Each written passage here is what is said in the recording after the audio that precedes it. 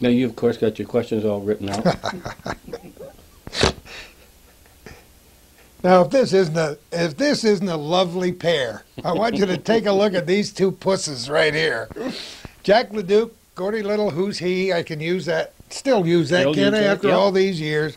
At Jack's little studio at Mountain Lake Public Television, WCFE, and Sesame Street here, right? 1 Sesame Street. 1 Sesame Street in Plattsburgh. Jack and I are old friends. On the way over here, I was trying to remember when I first met you, but you didn't come back until the 60s sometime. When did you come back? Well, I left a couple of times and came back. Actually, it was in the early 70s. Early 70s. Came back from El Salvador then. Ah, that I think is when I first met you. That so could be. It is about 30 years. Okay. Time flies when you're having fun. The arithmetic does it. Doesn't lie. Oh my goodness! For those of you who may not be familiar, Jack LaDuke is an icon. He's been called a lot of things. Called a lot of things. Feel like an icon. But he's been around here for a long, long time. And before we even begin our program today, I want to offer sincere congratulations to Jack. I don't know when this program will be aired on your favorite cable television system, but Jack is to be honored toward the end of April with a Lifetime Achievement Award by the industry for which he has worked for all these years. That's a real nice It's an honor. It's something I never expected to see, and they said they were reaching down into the trenches to get someone this year, and they reached very far down into a deep trench. It's still an awful nice thing to have happen. It's a wonderful thing. None of us do anything. None of us do this for the accolades. And just for the benefit of those people who may be watching this for the first time, what you see on television and what you used to hear with me on the radio is what comes out the other end.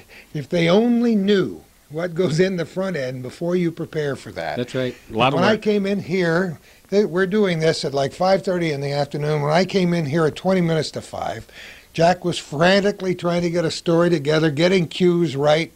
It's a little bit different now than it was when he started, those many years ago, but it's still a race, isn't it? It's still every single day. right. It's a race. It is. The deadlines keep being pushed forward, and that makes it a little bit hairier every day. A lot of times I've talked to Jack at 5:45, and he said, "Gordy, I gotta go. I'll call you. I'll call you after 6 o'clock." Because not only does he not do it on film and take it to the airport anymore, he sends it. It just goes like this up to a satellite and goes back down to Vermont. Yep. And he does many of his reports right here in this studio live. We can go live. We can go live from here to WCAX. There's a remote camera over there, and just press a button and you're on the air live. It's modern technology, but it does keep you busy every minute. You can do his voiceovers right from here. He's got a little microphone over there, and he can cue up the tapes and send it, and talk on the telephone, and use all three hands at the same time. The computer and the fax machine and. The computers have really revolutionized things. Plus, the fact that we can send it via satellite and microwave now is so much different and so much better. It's just that they make you wait a little longer now to get right. Well, that's all well and good, all that stuff that's in here, but you still have to go out in the field, and get the story on your own out there. There's no computers out in the field that'll interview the people you want. There's no computer that'll track the people down. There's no computer that'll drive your car to where you want to go. And there's no computer that'll tell you where to go after you get lost when you're down in southern Essex County somewhere. That's maybe why Dan Rather this week is not behind his usual desk in Manhattan. Dan probably lost in Israel somewhere. He's been over there. He's been a trooper. But that's the name of the game. Yep, I mean, you listen to him talk, and he knows what the trenches are all about. He served a lot of time. And he says, sometimes you gotta be there. It's not good to have the fake background behind you all the time. Sometimes you've got to be stepping in the real smelly stuff. Yeah, you've got to stir it up to get the aroma. Jack, you took a trip a while back, and I've been trying to pin you down for a long time to get you on this side of the camera. Where did you go? It was a trip we took from here to the country of Peru, South America. and we flew into Lima, Peru. From Lima, we went up into the Andes to the Sacred Valley, whitewater rafting down the Urubamba River, which eventually flows into the Amazon, and then we went to Cusco, which is the first capital of Peru, and from there we flew far into the interior to Iquitos, which is at the headwaters of the Amazon River. And then we went down the Amazon River another 250 miles and back into the rainforest for another adventure, and it was all adventure. Aren't adventures, even at our age, maybe yeah. especially at our age, adventures are terrific. Taking a lot of trips, it was by far the most exciting and fun trip I've ever had in my life. I've been on trips where I just didn't want to take a camera, but Jack and his wife are photographers, have been for a long time. You've been taking not only video pictures, but film and still pictures, and your wife for a long time too. You probably both started taking pictures about the same time. Probably about the same time. We're just about the same age. I am a year older than her, and she reminds me of that frequently. All the time. But yeah, it's about the same time. She worked for a newspaper, and she was with the Montreal Gazette. She was the first newspaper staff female photographer in Canada, and she worked for the Montreal Gazette, and that was we've been married 36 years, and it was before that. So photography was a long ways from the digital cameras you have today. So you couldn't help. Did you both take some of the slides we're about to see today, or did you take most of them? I took most of them, and my wife was busy shopping because every place we went, there were all these little trinkets, and she really brought home some great stuff. It was a good trip. How long did it take? We were gone almost 3 weeks, and it was a good trip. Had enough time to see things and look around, and bring home a lot of great memories and pictures. That's wonderful. Well, that's what we're going to see today. That's wonderful. We've seen slideshows on this program before. The last one we saw belonged to a wonderful retired doctor by the name of A.B. de Grand Prix, yes, who showed 138 slides or something from his 27 months in MASH hospitals, what they didn't call MASH hospitals, but we would today, in the Second World War. And he's going on 93, I believe. Wow. And he was able to remember the name of every person in every one of those slides. And I said, dear God, there are days give me a mind. I can't remember my own name some days. When you leave in the morning, instead of calling your wife by name, you say, see you later. Let's get in with this slideshow and see what Peru is all about. Calvin pointed out an oversight. I didn't mention that Jack has been a long-time New York reporter for WCAX Channel 3 in Burlington, Vermont, a relationship that's been going on for how many years, Jack? Oh, gosh, probably 40 years. Isn't that great? We started a long time ago when Mickey Gallagher from Rouse's Point was news director. And actually, before Mickey started, I started. But it's been a lot of fun. Great folks to be with. It's great to have you reporting here, and your style is certainly unique. Where are we going to begin here? You just tell us what we're looking at. This is the international airport in Lima, Peru. A huge airport. It's a big city, and it serves an awful lot of Latin America, and the churches and cathedrals in Lima date back to Hernando Cortez, and they are colonial, beautifully decorated, and many of them tell the stories of the early conquistadors that were in Latin America throughout all of Latin America, looking for gold, and it was gold that they were after. They captured many of the Inca Indians, put them to work looking for gold, and A lot of them were killed for not going to Christianity, converting to Christianity. And here we see an Inca woman above the city, bringing her wares down into the city to sell. And children are beautifully dressed in the country. Education is at a very low standard. They only have to go to school till about 4th grade, and then they're pretty much on their own after that. But the old churches are kept up very well, as you can see, and they're adorned with gold. The church put a lot of gold in their cathedrals. It attracted the indigenous people there, and the churches still have it today. This is the main government ministry in the city of Lima, and there is a crowd out in front, union crowd protesting low wages. They want higher wages. They're holding a demonstration.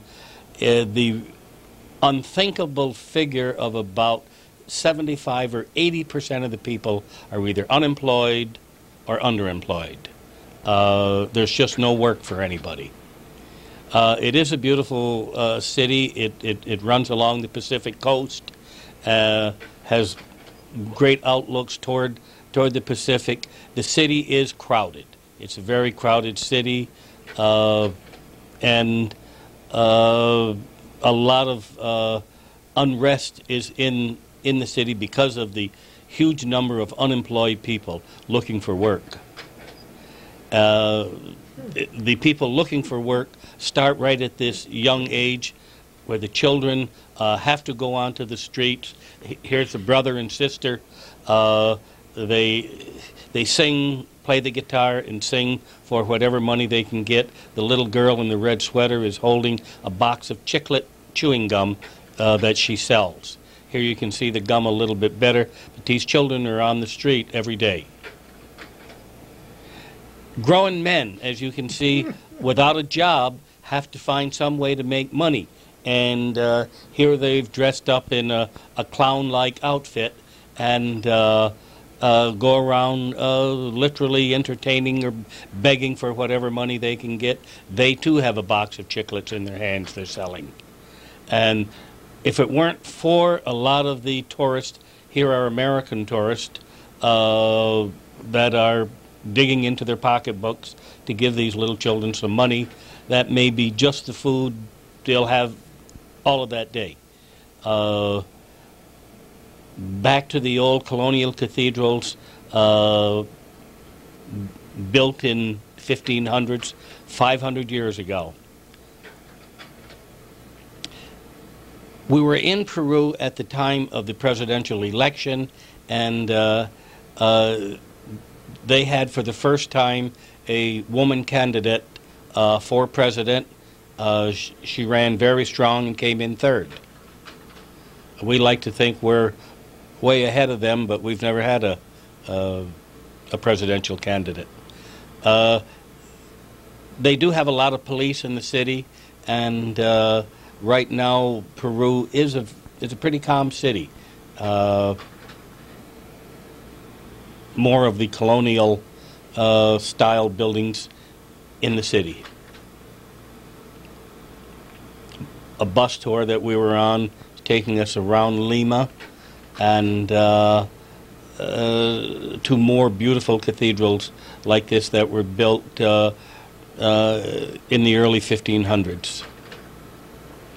Into the mountains, the same children are there, and they've been there since the conquistadors came with their suits of armor and muskets and horses, and easily, very easily overtook the Inca Indians.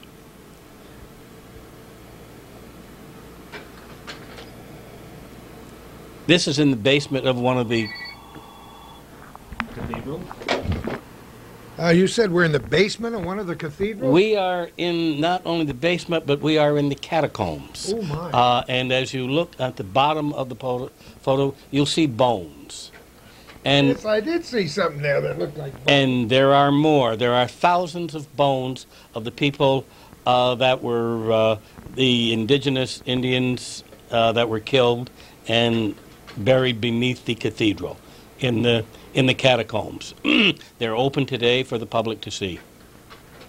And Look at this. here you can see the skulls arranged in a circle with the bones all pointing, the thigh bones pointing into them. Gold was used extensively throughout the churches at the time. More bones in the catacombs. Your dog must have enjoyed that trip. Oh, did you hear? He said your dog must have enjoyed that trip. No, you didn't bring her, did you, this time? Now, this is another overlook of the Pacific Ocean from the city of Lima, and this is a park that was designed by the Spanish designer Gaudí, and it's the Love Park. And you can see the couple on the statue there are representative of the Love Park. If they get any more entangled, they're apt to roll right off of that big platform right into the Pacific Ocean, probably cool them off a little bit. But the park is well used, as you can see the couple underneath there. And again, it was designed by the famous Spanish architect Gaudí. The name Gaudí came from that particular architect and his type of architecture. You can see the condominiums, the new modern condominiums, up on the hill in the background overlooking the Pacific Ocean and looking down onto that entangled couple. One of the early Inca kings, his costume in gold, hat and cape represented the leader of the unit. Here's a noble in his mummified and in his coffin, buried with all his splendor. These are skulls that show operations, cranial operations, over 1,000 years ago that the Incas were doing. What they did, no one knows, whether it was a ceremonial operation or if it was actually a medical operation. No one is quite sure at this time why it was done.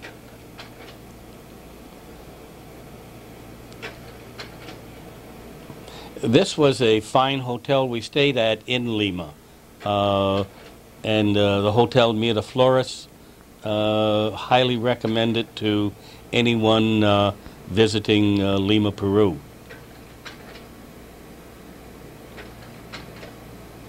Mosaics, cathedrals, probably some of the best examples of colonial architecture you'll see almost anywhere in Latin America, the entire Latin America, whether Central or South America. Tile work, iron work, and poverty.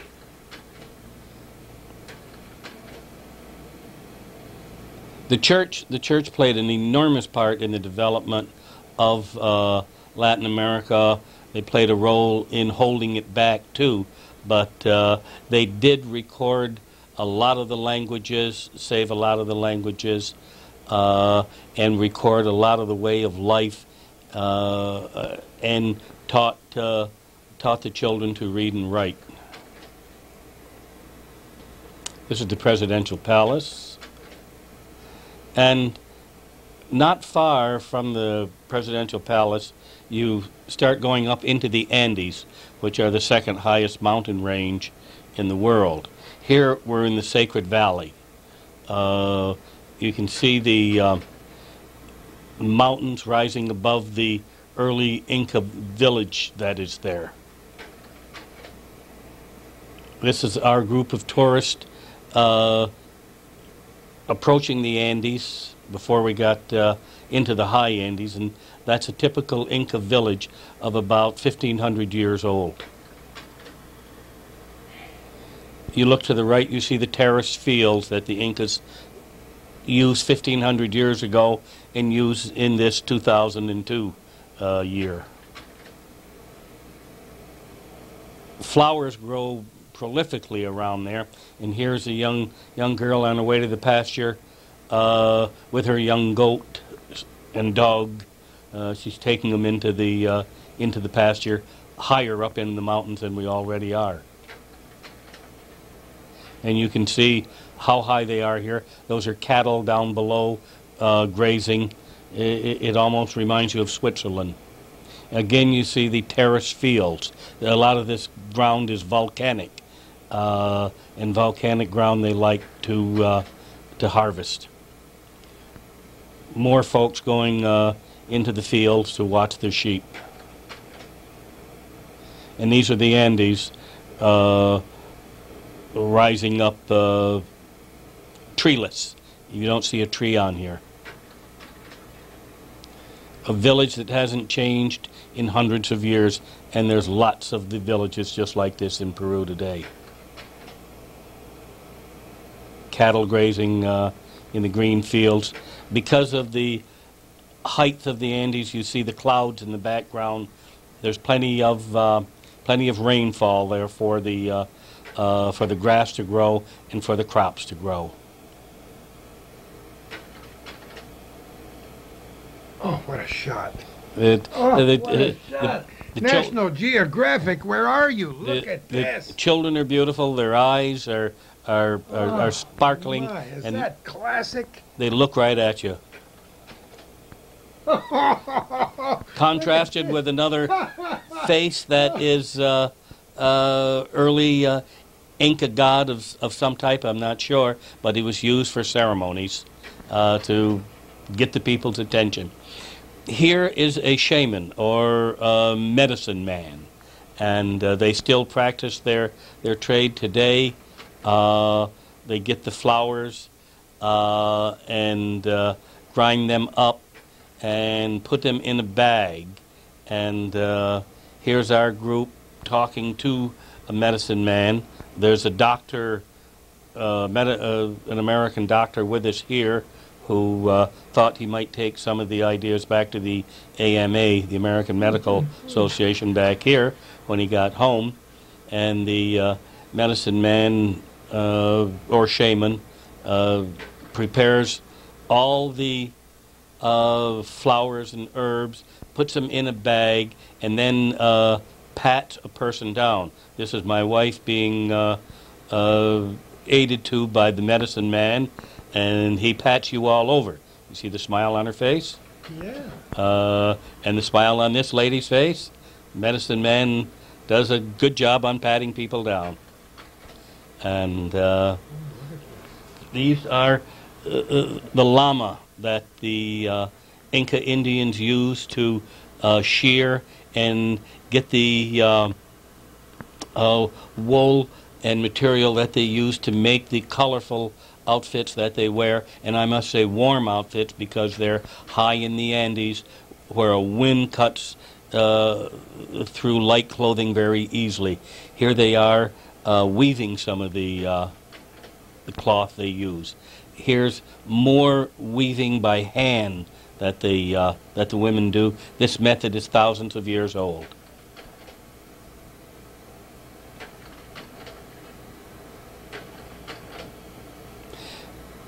But no matter where you go, that cloth is for sale. This is a shop that specialized in just Inca woven garments.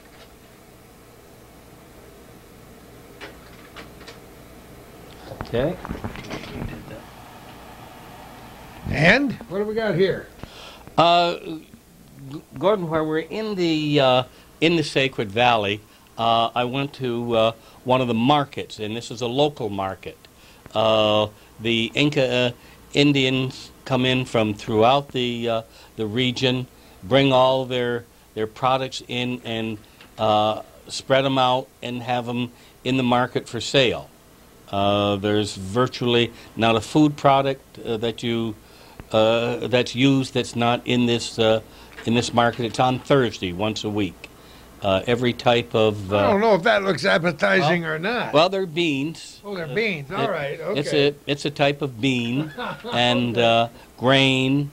Again, nothing is. Electricity is very scarce, so there's no refrigeration or very little refrigeration. So everything has to be cooked from scratch. And as you can see, the carrots are good-sized carrots, cabbages. Agriculture is very good there. And here's what meat is very scarce, and they use these. Look like guinea pigs. That's exactly what they are. Wow. That's exactly what they are. They're guinea pigs. They raise them and use them as a food product. Never look at a guinea pig the same way again. I'll give you a good recipe after. Oh, no, don't bother. Young children are babysat by their parents, and the mothers carry them all over on their backs like this, and I mean all over. Here's an elderly woman bringing her food products into the market, and a young man bought a bathtub for Saturday night, a little plastic bathtub. Isn't that amazing? Look at that face. Look at that face. The classic Inca face is a beautiful thing, and the hats they wear distinguish what area they're from. Well, they do, really? The type of hat they wear. You'll see different hats in the market here. Look at the size of that basket on that woman's back. Wow. Bending over. It's a huge thing. They're very strong people. This is a train station where you leave to go up into the Andes, and a lot of people are there to sell their goods to you. This is a special train that takes you up into the Andes Mountains. You know what I noticed that there's so much color. Unbelievable amount of color. The higher you go, the clearer the air gets, and the more vivid the color gets, and the sun is very strong there too. Nothing like slides. I mean, you know, you and I grew up with slides, but there's nothing like slides. This is Kodak's new Ektachrome that I used, and I am very happy with it. The color is very vivid, and this isn't the enhanced color either. They've got even more enhanced. But this shows a railroad. The town sprung up so fast up in the Andes near Machu Picchu, which is an Indian or an Inca settlement that we'll be going to shortly. And the town grew up so fast, it grew around the railroad track. The railroad track runs right through the village. But here, we're at about 9,000 feet here. You can see how the flowers grow. The pan flute is the touch point of the Peruvian Andes, and Your wife was getting into it there, wasn't she? It cast out a very haunting melody, and these fellows played in restaurants and on the streets, and the music goes very good with the Andes Mountain. Here's a couple of tourists charting out their next move. That's the wild Urubamba River flowing down below them. Oh, that's water. I thought that was a lawn or something. No, that's the Urubamba River, which takes the water from the Andes, the melting snow. It melts year-round. There's glaciers there year-round, and carries it down to the Amazon, from the Amazon down into Brazil, and then into the Atlantic. And these young fellows are charting out their trip up through the Andes, taking a break. This is the bus we took that brought us to the airport. Not too much room left over on the sides of the road there, was there? Huh? Very For a little, big bus? and you can see the winding road to the right. Oh my goodness! It's a zigzag road, switchback road. Had you been there before, Jack? No, never there. You've been to many other countries in Central Yeah. America. Been a lot of them, and it was it's about a 4 mile trip from bottom to top, and it took the bus 2 hours. Languages. Yeah, languages. The language is the Inca language and Spanish, and this is Machu Picchu. It was not discovered until 1911 by Hiram Bingham. It's generally noted as the lost kingdom of the Incas, and it's not quite sure why it was there. They don't know. Many feel it's a religious place that they went to. Others say it was a regular settlement, but the common belief is that the Incas went there when the Spaniards came in, and in their cruel manner were massacring thousands of Incas. So they fled to this high point about 10,000 feet up into the Andes Mountains and built this very large settlement. Only somebody who had taken many pictures could get a classic photograph like that last one, except by mistake. Through the trees, I mean, that was just beautiful. It might have been a mistake I made that turned out right. But you know, we have to pause for a minute because the name is surrounded with and synonymous with mystery. Because there's so many things we don't know about this place. The settlement, this settlement is called Machu Picchu. It was discovered by Hiram Bingham in 1911, who was looking for the lost city of the Incas. Yeah. But this really isn't the lost city. That's another whole story. It's gathered that name. Machu Picchu is the mountain you see in the background. That's Machu Picchu Mountain, the peak, looking down onto the settlement. So the settlement has become known as Machu Picchu. But as I said, Hiram Bingham discovered Machu Picchu in 1911. It had grown up to almost an indistinguishable vision of what you see here today. But he made a deal. Hiram Bingham was a Yale archaeologist, and he made a deal with the Peruvian government in 1911 that he could take all the artifacts he found. And he took them, and they are back at Yale today. Now, you can't see them at Yale. Yale has them in their basement. Come on. And no one can see them. The Peruvian government wants them back, and it's like the Israeli-Palestine situation today, not going anywhere. Oh. These are the steps that the Incas built going up to the top. Here are the terraced steps going up to the different homes around Machu Picchu, and tourists hike in. We went in by bus, took that bus in, and you can take what they call the Inca Trail. It's a 4-day trek from down below. You can hike in. It's a very rugged trip in, but I didn't do it, but talked to quite a few of the people that did, and they say the views that you get as you ascend to the Andes is spectacular. Everything had to be carried in when they built Machu Picchu. No one knows how long it took. Where they got a lot of material is still a mystery, but it had to be carried in by hand. This again is the complex that it housed. It housed religious buildings and regular home settlements. The home settlements had no doors on them. No one is quite sure why, but the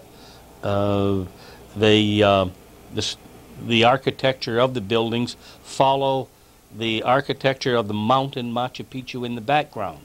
They don't know if that's by design or if it was just building. How much of this has been reconstructed? A lot of it, or No, nothing? there's no reconstruction here. What there is excavation. Oh, is that it? Excavation. And as you can see, the stones fit together perfectly. You can't get a knife blade in between here. And this was done 1,500, probably done 500 years ago. Perfect example right there. Look at that. Excellent example of how close the stones fit, and there's no stone mason today that can match the work of the Inca Indians done here at Machu Picchu or at any of their other structures they have around the country. Wow, look at that shot. You can see the height of the wall. This was our guide, excellent man, spoke English and spoke English very well. His native tongue was Spanish. He was originally a school teacher but couldn't make enough money, so became a guide for the Americans. Here are some tourists in our group taking a break at Machu Picchu. It's good to sit back and just try to contemplate what took place here hundreds of years ago. You look out onto the valley like that and contemplate what happened and how they got here and why they got here. It's with the weather they had and how they got the materials here, how they lived. It's right to this day is a mystery. They did grow their own wheat and corn, and again the terraced fields in the background, thatched roofs. An artist sketching what she's looking out at over the Andes. There's could keep an artist busy there their entire life. Can you imagine? Keep busy their entire life. You didn't take any video, did you? No. Didn't take a video camera? Just still pictures. Yeah, it's beautiful. Most of us today do not realize that many people who are in a video age don't take time to realize how much wonder there is in a still photograph. I mean, you've known that all along. That's why I only took photographs on that trip, because you can capture the essence and the feeling of an area in photographs. This is more of that delicate stonework. Look at the forms in that picture alone. Yeah, that tells an awful lot in a very short time. I wonder what the heck it was. No one's quite sure. Orange trees. Beautiful. Absolutely beautiful pictures.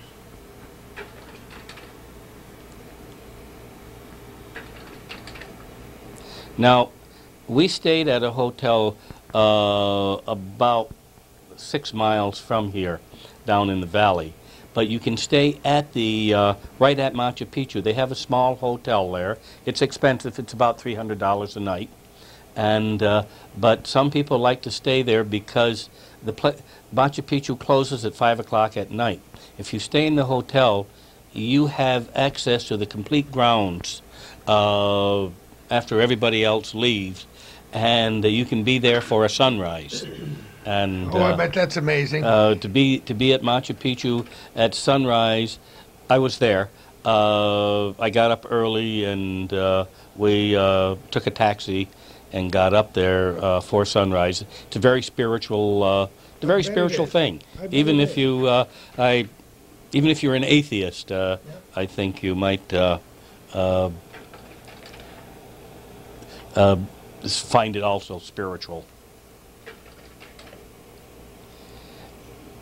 Not far from Machu Picchu is the early colonial city of Cusco, and the Inca Indians first put their settlement there.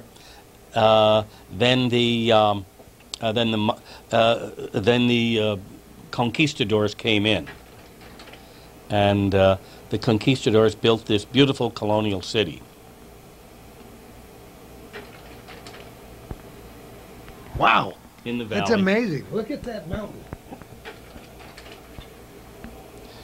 Another classic.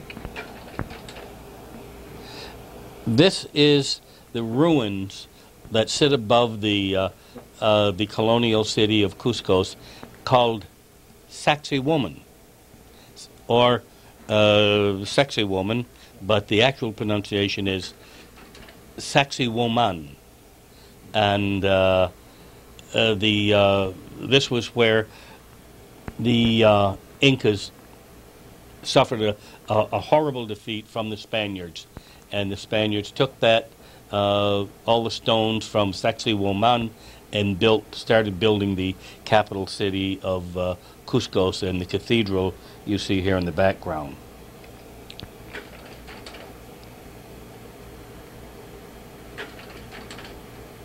At night,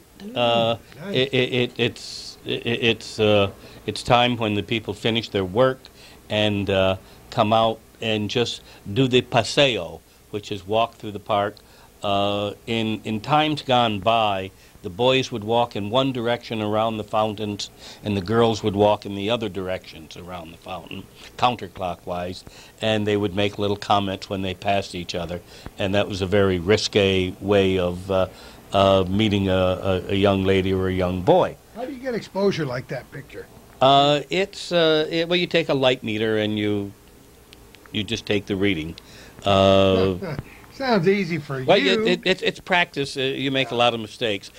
My answer to that is, first you make a lot of mistakes, and then you try to benefit from them. That's absolutely perfect. It's Cusco is a very populated city, a very heavy city. Here is a woman making fast food. She's cooking chicken right on the sidewalk and fanning it.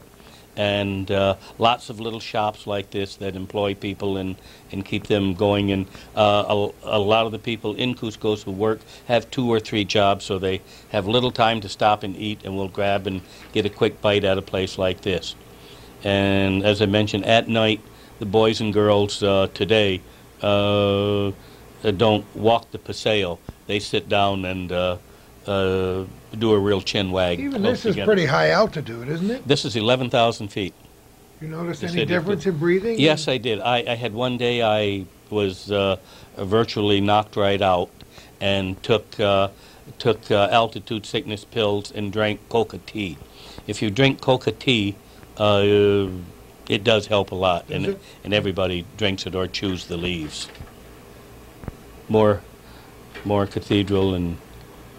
Oh, see what I mean about when the sun starts to set, the cathedrals and the parks take on a whole different light. They're more beautiful at night than they are in the day. This is a mural on a city street, giving the entire history of Peru and the conquest of the conquistadors, and how they massacred all the native of the country. Not all, but thousands and millions of them on the country. And the relationship between Spain and Latin America today is still a very standoffish one for the cruelty the Spaniards showed at that time. And it's a very old Volkswagen still. Well, Latin America, Brazil was the last place to make the bug. Were they really? And they only stopped making it a few years ago because there are very few environmental exhaust laws in Latin America. This looks over the city of Cusco, where the Spaniards conquered the Indians and knocked their fortress down and took the stones down into the capital of Cusco. Begging is pretty predominant throughout the country. It's the worst. He's sitting in front of a door easily 500 years old. Oh, man. But behind those doors was this shop that had been converted into a very upscale boutique. Got to have a few of those, right? They knew what they were doing there. And here's more of our group shopping. We're going to have a reunion with the same group. There's 14 of us. We're going to have a reunion with them next month in Cincinnati. Any of those people from around here? Where were No they? one, no one was from around here. They were from all over the United States. How did you go about setting this tour up anyway? Well, my wife Marina got a hold of the company, and it's called Overseas Adventure Travel, OATS, and we booked with them. They don't take groups any more than 14, and they're all adventure travels. And there's small groups. The value for your dollar is very high. They're excellent guides. We, from the minute we hit the international hotel or international airport in Lima, there was a guide there for us with a special air-conditioned bus, and we never touched a stick of luggage. Made a reservation for a hotel room or a meal. They took care of everything and all a package. And did an outstanding job. And there were only 14 of us on the group, so That's wonderful. And you had plenty of time to go off on your own and do the things you want to. More of the colonial architecture left over from 500 years ago, and they are preserving. They are preserving their cities. Peru has realized that tourism, they have to bring money in. They realize tourism is one way that it can come in. It drops immediate hard currency into a country that, as I said before, 75–80% either unemployed or way underemployed. Okay, I want you to say that. So if you can pronounce that. It's Saxe Woman.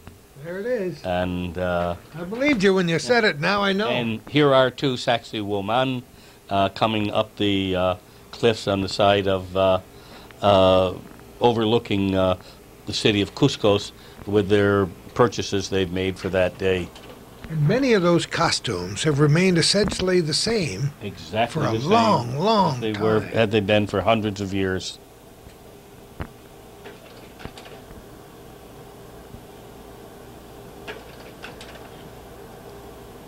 The placement of the stones, no one knows how they moved. These are big stones. That's twice as, that stone there is probably 14 feet high. And how they got it there, no one knows. There was a mine, there was a stone quarry about 10 miles from here, and they brought these stones in from there, huge stones. Right to this day, no one knows how they did it. Another great shot. Now, this woman didn't bring them, or her llama didn't bring them. We know that. Did you pose these people? Were they No, just they were walking just by? they were just walking by, and they were very, very friendly, extremely friendly people. From Cusco, we flew to the headwaters of the Amazon. Completely different atmosphere. Here is the city of Iquitos. It's at the headwaters of the Amazon. It is a city of probably a 250,000, 300,000 people. There's no main road leading to it. You get there by plane or boat up the Amazon River. Back in the late 1800s, it was a rubber baron paradise. It's when they tapped the trees to get the latex to make rubber back then. This was a hot spot. It was a boom town.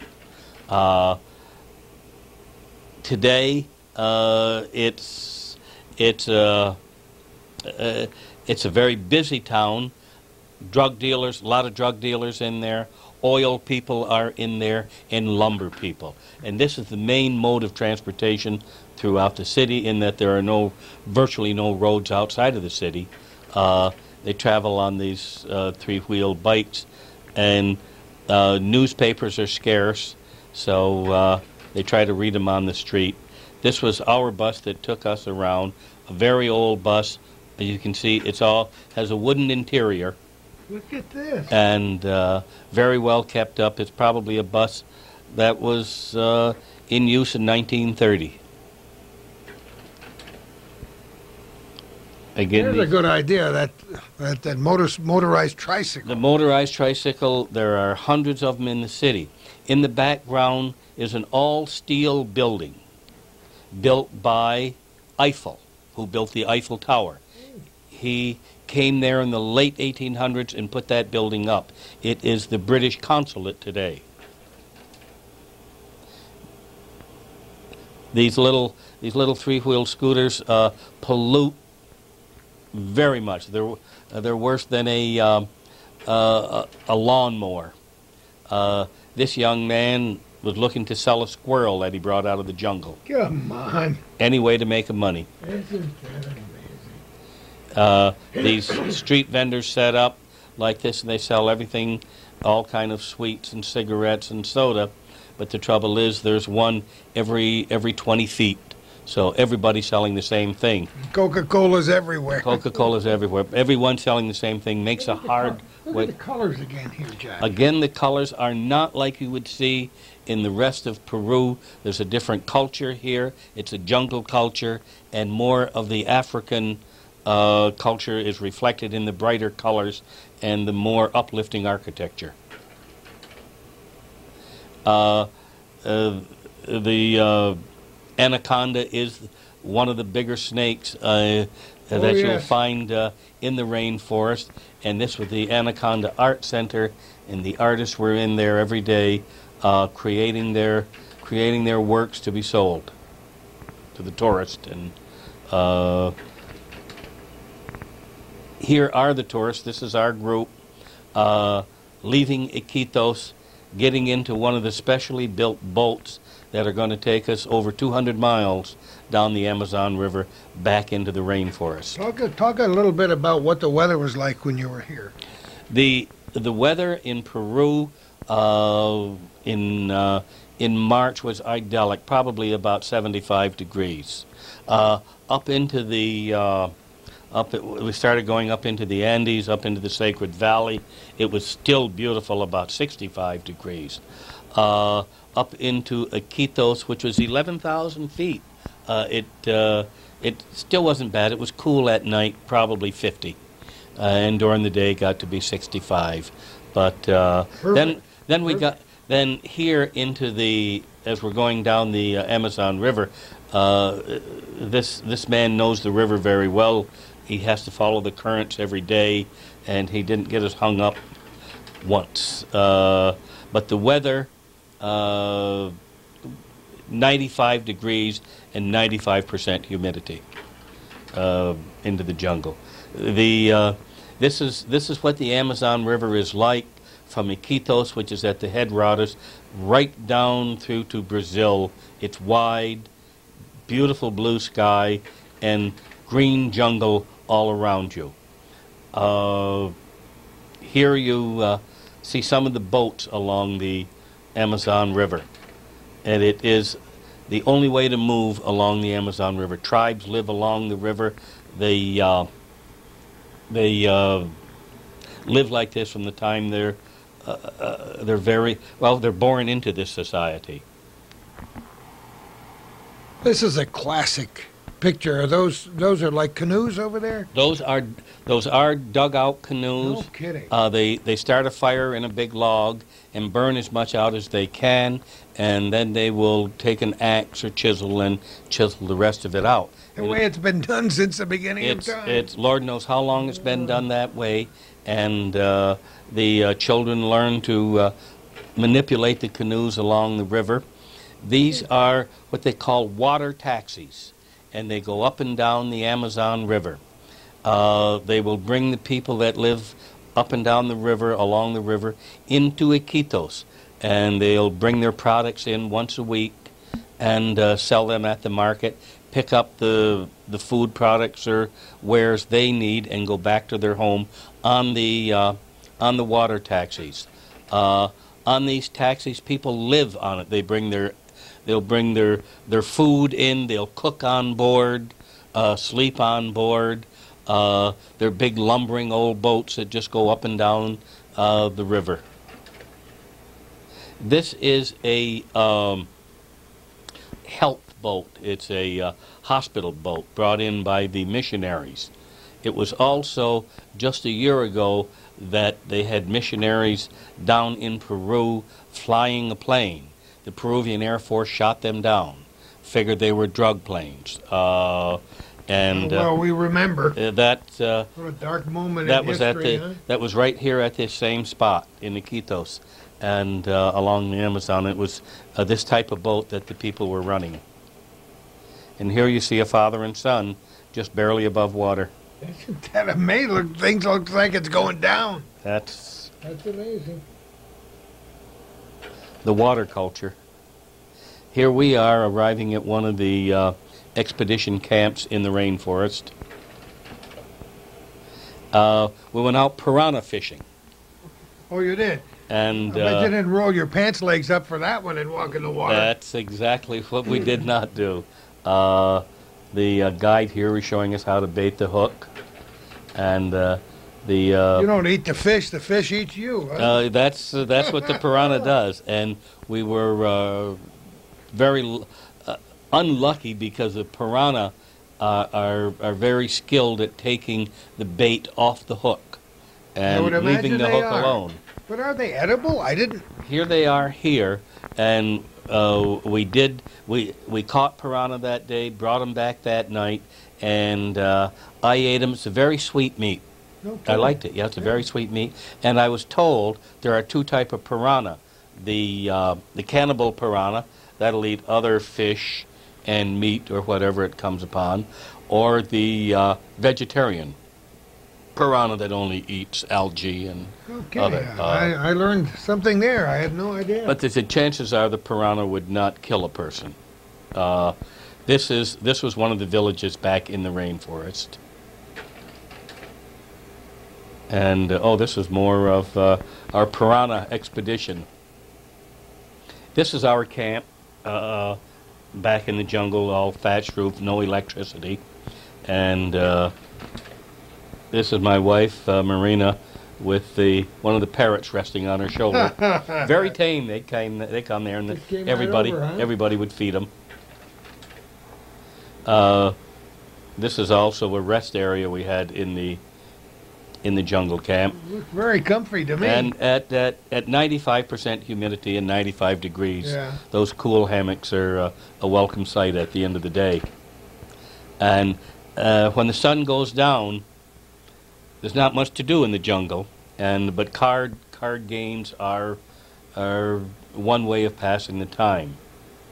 This is my wife and a woman from Montana that was on the trip.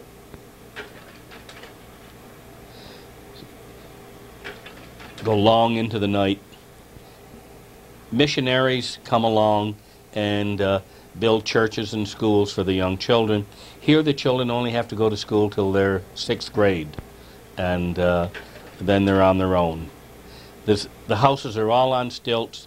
The Amazon River rises at high water and flows back, and if your house isn't on a stilt, it becomes part of the Amazon. Excuse me. As you can see here, it's the air conditioning you have is natural air. Insect. No, we found very few insects. I don't know why, but we found very few insects. This young man has his rifle and he starts hunting at this age if the family wants any meat. Otherwise, they take fish out of the river. This is a centipede.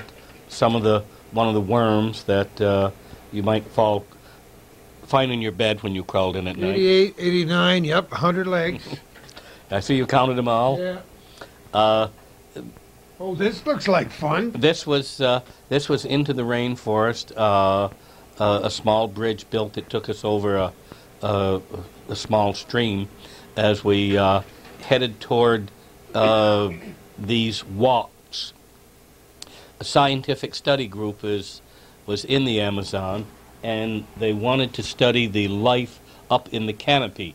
50% of the animal life and insect life in the rainforest lives above the ground, up into the trees. People don't know how high the top of this canopy is. Well, it starts at ground level and zigzags its way up. And as you go... You walked up there on this Walk thing? up there, yep, up through, and it takes you up through the rainforest, giving you a view of everything at different levels, how it grows. And you see up on the top right here, there is a post, a little guard post light, and this is where the scientists put their instruments to measure what's going on at different levels of the rainforest canopy. I'm not sure Calvin could make it up there. I don't know. I know my wife wouldn't make it up there.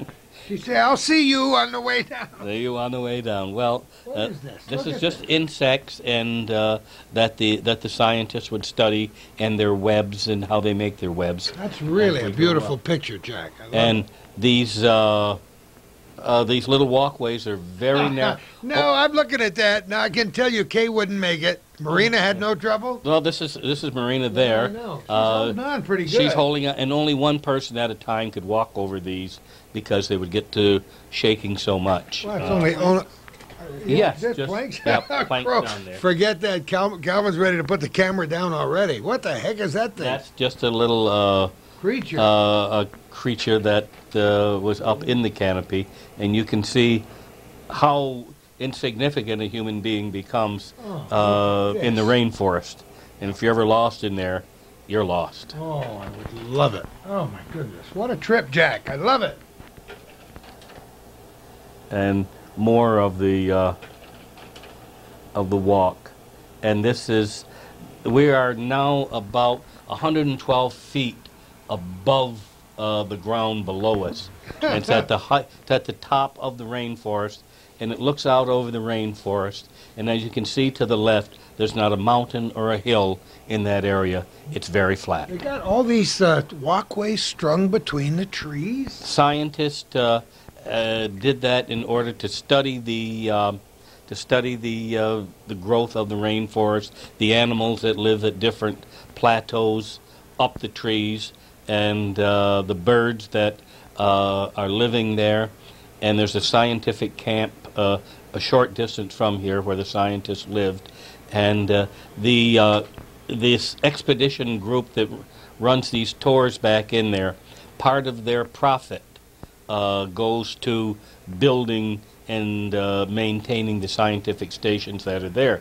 The man that created the expedition tours back into the rainforest was an archaeologist from the States who was down there and was doing a lot of archaeological work, and became an alcoholic, and really went over the end, and somehow turned himself around, went back, and created these expedition tours that take tourists like ourselves back into the rainforest and up and down the Amazon. And he puts a good share of his profit that he makes from this right back into maintaining the rainforest. It is said that there are 2 football fields a day of rainforest disappearing from logging. Oh, And my. it's a very serious situation that exists because the rainforest provides a good share of the breathing air that we have every day. It processes air, and it's disappearing at a very rapid rate. Were you aware of any special sounds as you were walking along besides whatever the tour guides were giving you? At day, no, but at night, yes. You would hear all kinds of birds and weird animal sounds. And this tour also took you out at night up little rivers that Oh, really? that flowed in with, and they had powerful flashlights, and you'd see the nightlife in the jungle, and you'd look up, and there would be a boa constrictor wrapped lovely. around a tree about 5 feet from your head. Oh, good. And they were there. They weren't there for you. They were there for this. They detected that you were too big for them. But if you molested them, yes, they would. But other than that, they would wait for a bird to fly down, and they would snap the bird, catch the bird, spring for the bird, or a frog, anything they saw in the water. It was an amazing adventure. Hey! You thought you were going to get away just because the pictures ended? No, there's much to talk about. The photography part of it is something I want to discuss a little more, because when you just went out to get a cough drop or whatever, Calvin and I were saying some of those photographs are not just good, they're spectacular. First of all, it helps to have good subject matter, but it also helps to have a whole lifetime of experience taking photographs. And you're telling me that most of those pictures weren't really posed? Let me tell you a little thing about travel photography, and how I got these pictures. I had good equipment. I had excellent equipment. I had very good Nikon cameras. I had 3 of them with me, with very good lenses. I also used Kodak slide film, Ektachrome, which is able to reach in and pull out those reds you saw. The blue of the sky of the Andes, the red of the Mayan costumes. That's all good on the technical part. And the other, I'll back up a little bit. The new cameras have automatic focus. And for the travel photographer, they're in a hurry, they're moving around with a group, their subjects are moving. The automatic focus allows them to lock in on focus, take a picture, and your subject is in focus. So I would strongly recommend to a travel person who wants to take good travel photography, the automatic focus is very good. All your cameras today have automatic exposure, and they have very good meters in them. So you don't, those are 2 big things that used to ruin the pictures. Out of focus picture, poorly exposed picture. The new cameras virtually eliminate that for you. They leave you free to think about taking good pictures. Thinking is a key word in taking travel photography. Anticipate what these people are going to do. People are the same, pretty much the same all over the world. They move about the same way. So anticipate the moves that these people will be. They're going to walk down through here and come through here. You can be here. And when they're there, take their picture. That's extremely important for getting the picture. Background. Have your subject in an interesting background for travel photography. Because travel photography, you want your picture to tell a story. You don't want it to show a portrait. You want that portrait to be in its environment, so that the background speaks of the atmosphere of the place. The costume speaks of the atmosphere, so that the person not only has themselves in the picture, but everything they represent is around them too. So anticipate where they're going to be. Anticipate what their background is going to be. And when you see that in the viewfinder, take a picture. Also, there's nothing wrong with asking people to just, would you stay there a minute? Move over here a little bit. And Exactly. If they will. Bring the llama. And another thing that I find works very nice in photography, travel photography, is don't take a picture. Just don't take a picture. Walk up and talk to the people. Ask them, yeah, you're interested in something, you know, what do you have here? And then after they start to talk to you and you see things are kind of on a friendly basis, ask them if you can take a picture. I have found that most people will let you take their picture, just by asking them. And unless they have some cultural or religious reason, and some people's do. Yep. And but that will get you through a majority of your travel photography picture taking. Now, those people you were talking to, they weren't speaking English, most of those people, right? No, none of them spoke English. They all spoke Spanish, and I speak Spanish, so that paved the way there. And that helped, too, when they see that an American can speak Spanish, they start asking you questions instead of you asking them questions. And but speaking the Spanish language throughout Latin America is dominant today. When we're in the rainforest, our guide in the rainforest was born and raised in the rainforest. His family was born and raised in the rainforest. His father did not speak the native language. It was lost in his generation. Oh, So the son, right, what a tragedy. Oh. But the father was born probably, I don't know, 1930, and he was not taught the language because his parents didn't know it. So we are losing a lot of the culture, and if it's happening there, it's most certainly happening in other parts of the country. Go right over here to Akwesasne, to St. Regis Reservation. The Mohawk language is trying to be brought back there. I hope they can do it, but majority of the people don't speak Mohawk. And it is too bad. And this is something that's been a hue and cry of mine for years. I believe that kids should be taught at least 2 languages in school from the time they're very young, because it's easy to learn a second language When you're young. when you're a very small Sure. child.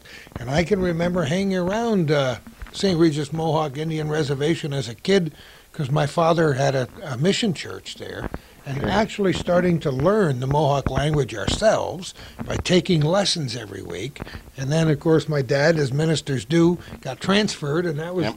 the end of that. Now I've forgotten just about everything we learned, but it's too bad that Well- parents don't teach their kids the native language. Excuse me, but it is so easy today to go almost anywhere in the world, and English is spoken. Every place we went, the hotels, the restaurants, English was spoken in them, and it was spoken very well. They learned English very well, and English pretty much has to be learned today and spoken in any tourism organization, because many of the Europeans that they deal with, the Swedes, the Germans, Dutch, the Italians, they speak English. A lot of them speak English. So the tourism facilities, if they can speak English, chances are they can deal with 4 different other nationalities that are traveling, and it's all conversed in English. How did you, now, we touched on this a little bit before, but you spent a lot of time learning Spanish and working with Spanish people way back when. Tell us how that happened. You were down there for quite a while, right? I got interested in the Spanish language. I was in the Navy and stationed in Cuba. So I got interested in learning Spanish then. And from there, I went to the University of Madrid, or University of Mexico, and spent 2 years there, and then transferred and went to the University of Madrid in Spain, Spain, and graduated from there and stayed on working for United Press International out of the Madrid office and other newspapers and magazines throughout Europe. So I had picked up the language fairly well by then. And from there we went to Central America, El Salvador, for the U.S. State Department, and set up an educational television network in El Salvador to teach young people mathematics, science, language, history, any of the subjects you would learn here, because 50% of the country was under 14 years of age. They didn't have enough schools. Wow. You couldn't have enough schools. You couldn't build enough schools that rapidly or train enough teachers. So what the country did, they took a tremendous step forward and a commitment to go ahead and rewrite their entire curriculum, train teachers to be television instructors, and brought every teacher in the country into the normal school and put a substitute teacher in their class. And we put together a television network. I say we, the United States government, put together a television network and produced classes 18 hours a day for 5 days a week of television classes. And it served the entire country of El Salvador up until the time the rebels came in and disrupted You were disrupted there, the country. You were there in some pretty testy times. We were there during actually what they call the football war for El Salvador and Honduras. Honduras attacked El Salvador over a football game, theoretically. And lots of people were killed, and it was a very sad thing. That went along for a few years, and then the rebels came in, and that was, what I'm told, many believe, Russian-inspired and Cuban-backed. The Cubans, because they spoke the language and they were pretty good in revolutions, they came in and they trained the Salvadorian rebels to what they had to do to create unrest in the country.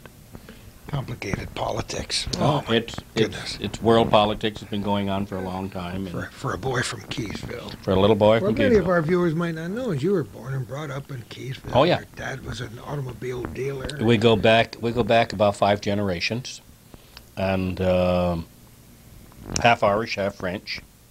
My mother's side, the family left Rochelle, France, 1632, came to Quebec City, then Montreal, and then, like the rest of us Frenchmen, came down to this area. And so we've been around in the area for a long time. That's great. Well, let's go back now and talk a little bit about some of the interesting people you met. I know I've never been on one of these tours, religious tour or otherwise, but I think you got to go on a religious tour.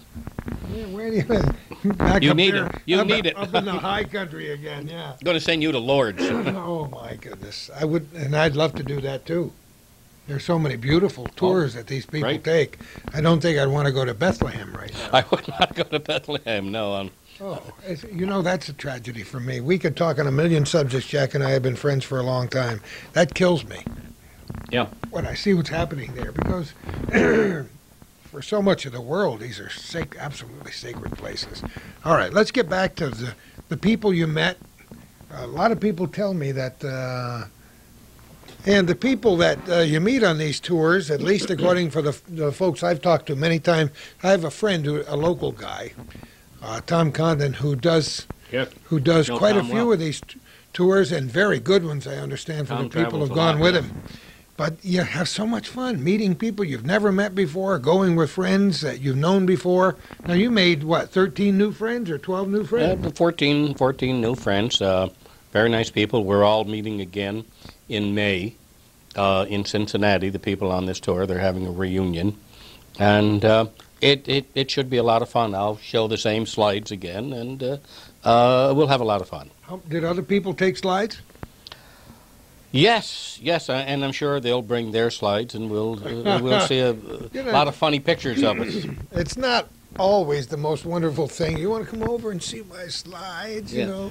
That can be a boring But evening. in this case, everybody here on the local cable system can see your slides, and if they're transferred to the video and onto their screen, in any of the splendor that we saw them in your office here today, it's a wonderful experience Sure. for me, because I could picture myself in your shoes taking that particular picture, and I hope the audience didn't mind, but I was adding my own little oohs and ahs and comments in the background, because when you go back and look at that picture, I bet even sometimes you say, hey, not too shabby. Some of the pictures That's a good I'm shot. happy with, but like all tourists, you're in a hurry, and you take what you get, and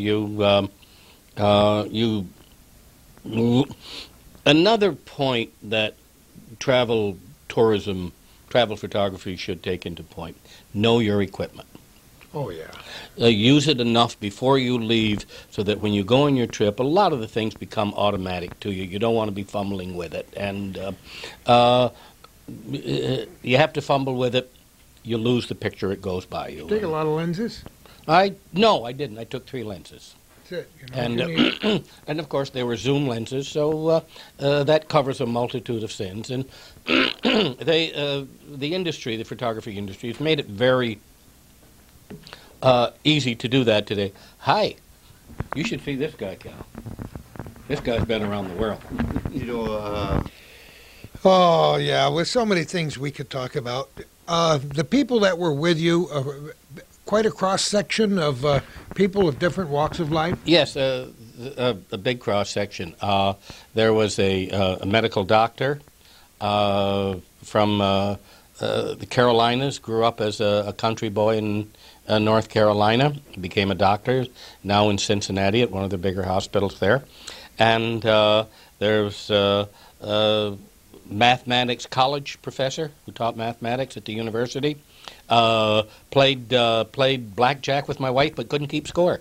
Isn't that interesting? Another very nice man who had been in the stock market all his life, and a few years ago decided he wanted to just travel, cashed it all in, and made a lot of money. And he's traveling a good share of the year every year. We get postcards from him all over the world, and other people who are like us, just plain folk like to travel. And it was a very congenial group. My wife had a birthday when we were in Lima. Oh, and really? We're at the hotel, and everybody got together. We had a birthday party, and had a birthday cake. The hotel was very small hotel, very small hotel. So the people in the kitchen got together. I bought a birthday cake. They decorated it. It was my wife's 66th birthday. She probably won't be happy if I tell her that. But and the theme of the birthday was everybody had to give her something with 66 in. And couldn't cost over $1.50. Oh, that's good. And it was a great birthday party. She got a necklace of pretzels with 66 pretzels on, and 66 flowers, and but moments like that bring a group together. Yeah.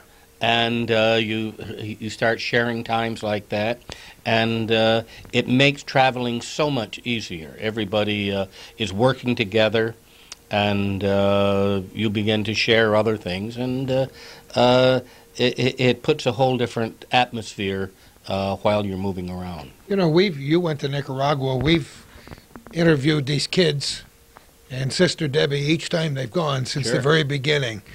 And for young people, it takes, when you go on a trip like that, such a culture shock for them, even though they kind of know what they're in for. It takes them a long time, here's that word again, to process. But even at your age and my age, when you go on a fantastic tour like this, you're still processing now, months and months later, aren't you? Well, yeah, because as fantastic and wonderful as this tour was, all the marvelous things we saw, the ancient cathedrals, the towering Andes, the colorful Incas, the mystery of Machu Picchu, the phenomenal naturalness of the Amazon and the rainforest. While we saw all that, we were surrounded by unbelievable poverty. Poverty that couldn't be overcome. They were going to be that way all their lives. Those people living along the Amazon River, doomed to be like that. Poverty, disease, and death at an early age, with no education. The city of Lima, the country of Peru is trying desperately to bring in industry, attract U.S. industry, European industry, manufacturing to come there. They'll give them almost anything they want. Industry is leery of it because of the history of revolutions and unstable Latin American governments. Also, there's another history in Latin America where a U.S. company goes in, and then what comes along is they call la mordida, which is the bite, and a little extra tax here, a little one there, a little under the table here. U.S. companies don't like dealing this way. They like to know what their costs are going to be. And so Peru has a history of this, unfortunately, so it's hard for them to attract industry there. It is a country left without virtually any money at all. The last president they had took off with a good share of the money. He had a Japanese background, but claimed he was born in Peru. Not true. He had lied about that. He was actually born in Japan, a gentleman by the name of Fujimori. Born in Japan, went back to Japan, and Japan has a policy of not extraditing their native-born people. So the country, it wouldn't do any good if they could extradite him. He'd only have to serve jail time. It's the money that he absconded with and put the country in poverty, and hard to climb out of that without any hard currency. Hard to climb out of that without any companies coming in to create jobs so that they can sell products outside the country and get hard currency in there. So it's a paradoxical view you have to take of a country like that.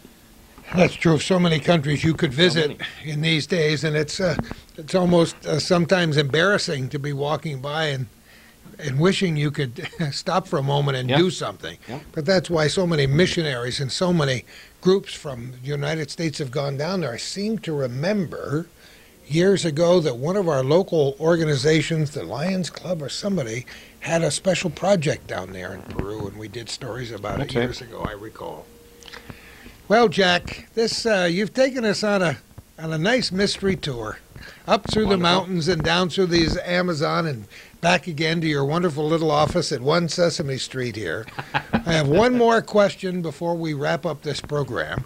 This is maybe one for your wife. Kay and I never dreamed it would ever happen, but I think I told you one of our kids gave us a trip to Scotland for Christmas. Yes. And toward the end of June we're going.